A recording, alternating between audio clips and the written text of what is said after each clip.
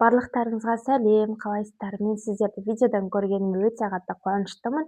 Бүгін сіздермен болатын мен Айзада. Бүгін ең күшті тақырып туралы, яғни қазіргі кезде ауқымды тақырыптардың бірі UGC Creator және де бартермен жұмыс жасау туралы әңгіме айтатын боламыз. Так что, если тақырып қызық болса, видеоның соңына дейін тыңдаңыздар, лайк басып, комментарий жазып сақтап қойыңыздар. Және де осы жерде Instagram, TikTok аккаунттарымды белгілеп кетемін, жазылып қойсаңыздар, нұр үстіне нұр болатын еді. Кеттік. Привет, видео. Ой, асыл. Тудым видео. Қайтадан. Достар, өздеріңіз білесіздер, мен декреттегі анамын, және де сол жайлы до этого бірнеше рет видео түсірген болатынмын. Сумка в роддом, және де банағы босанғаным туралы тағы да басқа видеолар бар. Осы видеолардың алдыңғы видеоларын қарап көрсеңіздер болады. Енді бүгін негізінде видеолардан статистикамды қарайтын болсам, ол жерде мені көретін көп адамдар, әйел адамдар екен, және де 20-40 жас аралығындағы адамдар екен. Яғни бұл дегеніміз именно үйленген, немесе бала шағасы бар, в основном декреттегі аналар деген сөз, иә? Мені сондай аудитория қарайды екен. Яғни сіздерге арнап бұл видеоны түсіріп тұрмын. Мен білгенді сіздер де үйренсін, көрсін деген ниетпен. Көптеген декреттегі аналар білесіздер, өздеріңізде пособияда ондай қатты ақша емес, ай сайын жөргек бол дейді ғой, ол да бізге ештеңкеге жетпейді. Сол үшін көбінесе декреттегі аналар чаттарды оқысаң, қандай видеоларды, комментарияларды оқысаң, көбінесе қандай жұмыс бар, немен айналыссам болады деген сияқты көптеген тақырыптар жазады. Мен де сондай анамын, мен де сондай бірдеңемен айналысып, табыс тапқым келеді, және де қазіргі таңда бартермен айналысып жатырмын. Сол опытымды сіздермен бөлісейін деп тұрмын. Және де көбінесе бір нәрсемен айналысқың келсе, ол жайлы курс сатып алады көбісі. Курстардың бәрі, менде 1,45 курс сатып алған, бірақ көбісі істей алмадым. Қолымнан келеді, клиент таппаймын деген сияқты сондай бір жағдайлар болады. Либо басып бастайсың, қалып қалады, соңына дейін қызық емес деген сияқты. Енді мына бартер темасы сіздерге қызық болады деп ойлаймын. Мен бұны бартермен айналысқалы ешқандай курс сатып алып бір жерден оқып білген жоқпын. Мен только қазір бәріміздің көзіміз ашық, ютубтан көрдім, инстаграмнан көрдім, тиктоктан көрдім. Жанымдағылар осындай бартермен айналысып, назатталдым деп бастағанда менде қызығушылық пайда болып, солай ізденіп бастап, мен де бастадым. Негізі менің бартермен айналысқаныма только бір ай ғана болды, бірақ соның өзінде 3 рет бартер алып үлгердім. Енді қазір сізге сол опыттармен бөлісетін боламын. Ең бірінші бартерді мен қалай алдым? Ең бірінші бартерді мен телеграмнан Колобикс деген бот бар, сол бот арқылы өзіме зат алған болатынмын. Қазір мында видеосын шығарамын. Ол кезде Атия өнімнің продукциясын алған болатынмын. Шампунь, кондиционер, қолға жағатын лосьон және де мыло алған болатынмын. Оларға және мен бартердің орнына видео түсіріп бердім. Колобикс деген приложение ютубтан іздеп көрсеңіздер де болады. Барлығы бар, барлығы түсіндірген. Если сіздер сол туралы жеке видео сал десеңіздер, мен оларға сол туралы видео салуға дайынмын, если сіздер солай комментарияға жазатын болсаңыздар. Бартермен ол жерде көптеген кәсіпорындар өздерінің өнімдерін салып қояды, және де тех заданиясын жазып қояды. Яғни бізге осылай өнімді распаковка жасау керек, осы сөздерді айту керек, осы жерге 30-40 минуттық вертикальды түрде немесе тиктокқа арналған түрде видео керек деп өздері жазып қояды. Сосын сіз оларға чат бар, сөйлесесіз, чат арқылы мен сіздің тех заданияңыз бойынша видео түсіремін деп жазсаңыздар, ары қарай олар сізге доставка жасап жібереді. Яғни мен сол арқылы осы заттарды, продукцияларды заказ беріп, сол видео түсіріп, және де өзінде қалдырып көрген болатынмын.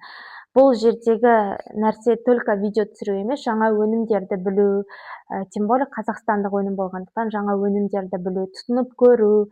Мысалы, көбінесе біз үйге қажетті продукталарды ғана аламыз, өзіміз білетін шампуньдарды аламыз, бірақ новый заттар ала бермейміз, потому что бізде оған ақша да жоқ. Сол себепті осы бартердің арқасында новый тауарларды білесіз, және де олардың обычно шампунь сатып алсақ, біз оның артындағы құрамын, бірдеңесін, заттарын оқымаймыз ғой. И бартер түсіру арқылы сол құрамын оқисың заттардың, жалпы танысасың, сосын әр нәрсе қызық болып бастайды. Екінші бартер менде Хогода болды, Ланчжоуда. Ланчжоуды білесіздер, иә, именно Алматыда ол ең үлкен қытайлық ресторан. Және де сол, если Алматыдан болсаңыздар, Северный шоссенің бойында Ланчжоу бар. Сол Ланчжоудың екінші этажында Хого ашылған болатын. Бартерге адам іздеп, мен сол жерге барып, видео түсіріп кеткен болатынмын, және де оның өнімдерін тегін жедім, дәмін көрдім, маған өте ұнады, және де видео түсірдім. Міне осылай сіздер де только блогерлер ғана емес, жай адамдар да табыс таба алады. Неге жай адамдар деп айтамын? Себебі көбісі ойлайды, мен бартер жасау үшін, блог түсіру үшін менде подписчик саны көп болу керек деп. Жоқ, ондай емес. Менде ең бірінші видеоны алған кезде только менде Инстаграмда 134-ақ подписчик болды. Мен сонымен бартермен келісіп видео түсіріп кеттім.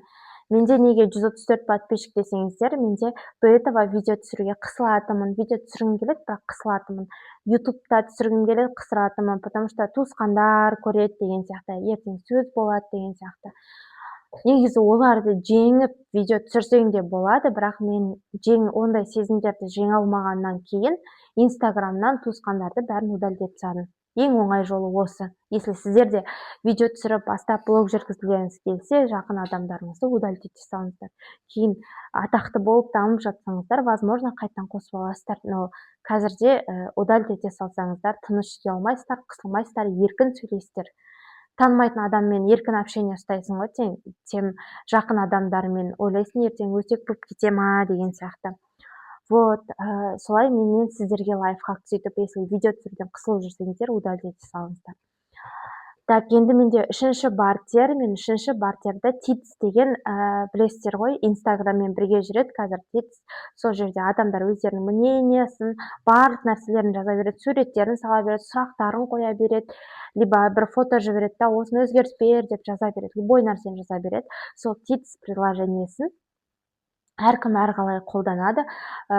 Сол жерде мен Алматы бартер деп іздедім. Если Алматыда, Шымкентте тұрсаңыз, Шымкент бартер деп іздей берсеңіздер де болады. Сөйтіп бартер деп іздедім. Сол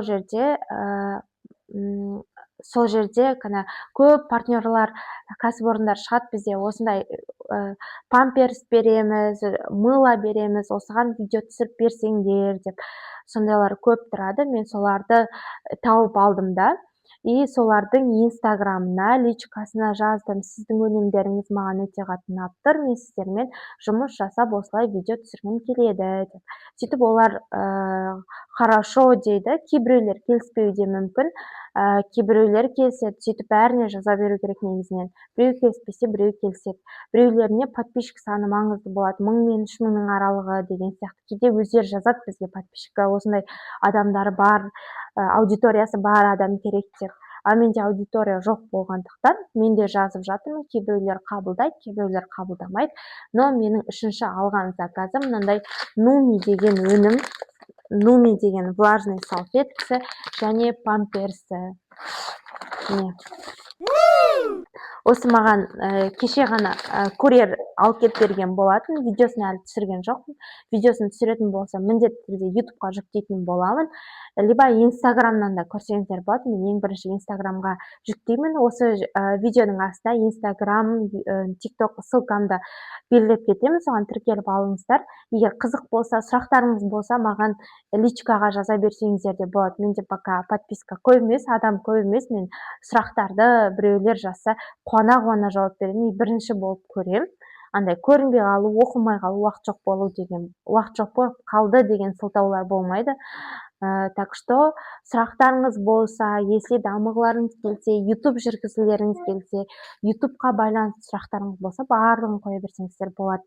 Мен де прям мықты блогер болып кетпедім демеймін. Мен даму үстіндемін, және даму үстінде видеолар түсіріп жатырмын. Если мен білмейтін нәрсені сіздер білесіздер, сіздер білмейтін нәрсені мен білем, бір-бірлерімізбен информация алмасу арқылы осылай барлығымыз дамимыз, адам істегенді адам істейтініне сенемін. Және де сол үшін жұмыс жасап келемін.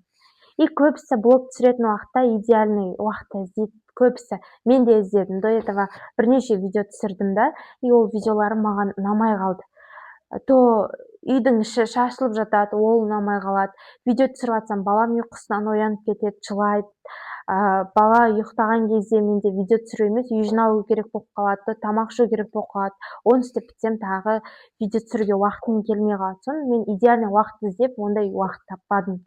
Сол себепті үй шашылып жатса да, ладно, қалай болса солай видео түсіре беремін деп шештім. Енді көп ана блог түсіріп жатқан аналар болса, қысылмай осылай түсіре берсін, потому что біз ана, бізді бәрі түсінеді, что үй шашылып жатса да, уақытымыз болмай жатса да деп ойлаймын.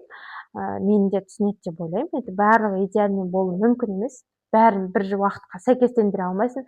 Тем более уақыт біздің қолымызда емес, баланың қолында қазіргі моментте. Потому что сол себепті де солай видео түсіріп дами берсеңіздер, бірге дамысақ деген ниетім бар. Және де WhatsApp'та чаттар бар. Если сіздер осылай видео түсіргім келеді, менің блог түсіргім келеді, дамығым келеді, лайк, комментария жазып, менде подписчикқа іздейтін болсаңыздар, онда қолдау чаттар да бар. Сол чатқа қосатын боламын. Сіздер де сол арқылы өздеріңіздің блогтарыңызды түсіп дамып кетсеңіздер болады. Қазір возможность YouTube'да көп конкуренция жоқ, көп орындар бос тұр. Және де Instagram, TikTok'та да солай на самом деле. Сол үшін дамим дегендер болса, бірге жұмыс жасауға дайынмын. Ең соңғы рет видео түсірген кезде мен андай жарты күн деген блог түсіріп жатқам ғой. Сол кезде үйде жер сілкініп кетеді да, біз 9-шы этажда тұрамыз да, и прям қорқып кеттім. И сол менде сол видеода бар. Если қызық сол видеоны салыңызшы дейтін болсаңыздар, мен ол видеоны да салатын боламын.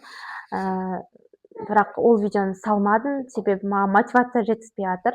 Сіздер если мотивация жазып, алға, сәттілік, немесе осы видеоны салыңызшы деп сұрақтар қойып, сіздердің тарапынан, менде өз 45-ақ подписчик қой, ойлаймын тағы да подписчиктер қосылады деп.